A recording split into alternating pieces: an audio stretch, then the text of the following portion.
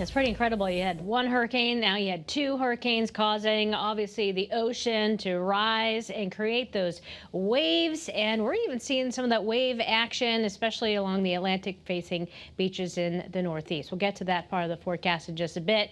Of course, locally, we're all being impacted by the coolness and the bright sunshine. So we need the sunglasses before heading out the door. Beautiful view out of Old Saybrook. And certainly you need to change your tire dressing for that breeze that could create a colder feel. The gusts today in that 15 to 25 mile per hour range. Plus, we were cooler this morning with 40s and low 50s. So definitely need to maybe adjust the thermostat and certainly change your tire, adding more layers.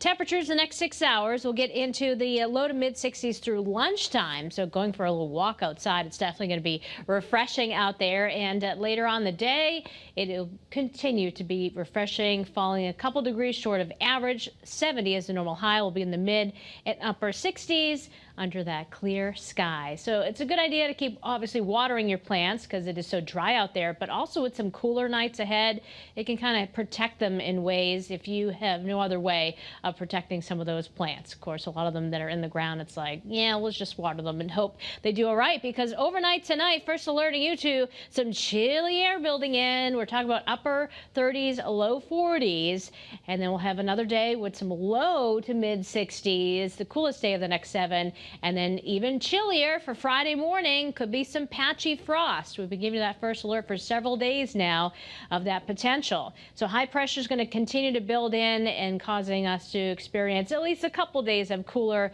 weather and actually feeling like the season we are in. Of course, we have Umberto, Imelda. Again, this is really creating a lot of wave action. You have high surf. And of course, all eyes on Bermuda because Imelda is going to be making a beeline for, unfortunately, the island. So we're talking about hurricane force winds for tonight, dangerous waves, flash flooding, not looking good for the island. But back here locally, we're expecting some of that high surf along the Atlantic facing beaches and small craft advisory. Keep up with those alerts through the First Alert Weather app.